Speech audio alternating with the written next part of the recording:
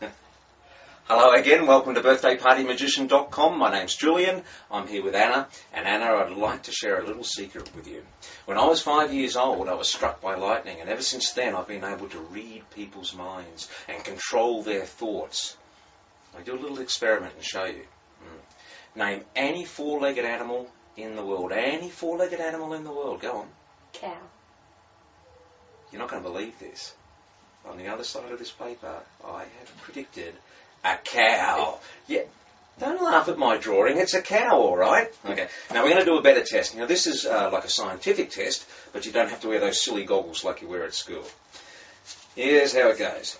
We have three little cards here, Anna. We have a blue, we have a red, and we have a yellow. I'm going to control your thoughts. I'm going to make you pick the card that I want you to pick.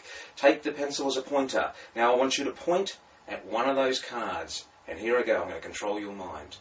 You're going to point at the card I want you to point at. You happy with the yellow? Do you want to change your mind? So yellow it is.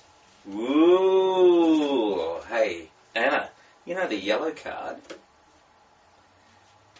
Have a look at the pencil. Have a look, a closer look at the pencil. What does it say? You will choose yellow. Ooh, I see all. There you go. Cool, huh? That is cool. Yeah. Now this is a great trick because you can't go wrong with it. It always works. How? It uses a thing magicians call multiple outs. Now we're going to look at that in a minute. But before we do, remember the little animal joke we did at the start? I'm sure you can draw one of those up yourself. But if you don't want to, as always, just look below the screen right there and you'll see where you can download it. Let's look at how to do the trick. So this is how we do the mind reading test. You have three cards. I've stuck little bits of tape on there. You could colour the whole card in with texture or use three different coloured pieces of paper. It doesn't matter. They need to be the same size. On the back of the red one, you write, you will choose the red one. On the back of the yellow and the blue one, you have nothing. Those three cards are stacked on top of each other and they go in the envelope. But before they go in the envelope, let me show you what else is inside the envelope. There's another piece of card, and on that one it's written, you will choose the blue one. This piece of card is about the same width as the envelope. It's a fairly snug fit, but enough that it just goes in and out easily. You put the other cards in, the same facing up. So if you open the flap, the cards come out with the colours facing up. The reason you have the piece of cardboard in there fairly wide is when you squeeze that envelope and shake it, only the bits of white card come out and that piece of card just gets stuck in the middle there. You bring the cards out, the envelope goes down to the side, nobody even knows that that's got anything to do with the trick. You put the pieces of card out and it doesn't matter which way they go, and you hand them a pencil to point. And you say, think of any one of those colours, but you're going to know which colour that they think of. And you can muck around with them and say they can change their mind. And when they're about to point on one, you can go, is that the one you want? Are you sure you don't want another one? Play it around a bit. And when they choose a colour, if they choose red, this is what you do.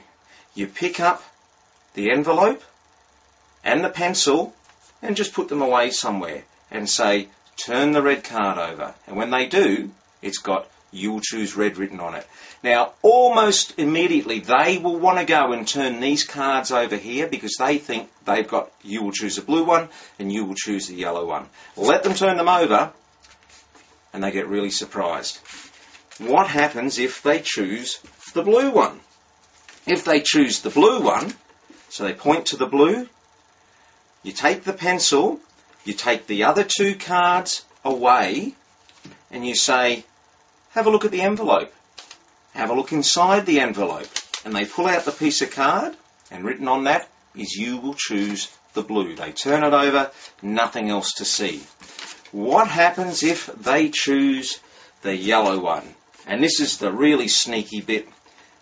So they choose the yellow one, you take away the blue, you take away the red, you take away the envelope, put them off to the side, say to them, have a look at the pencil.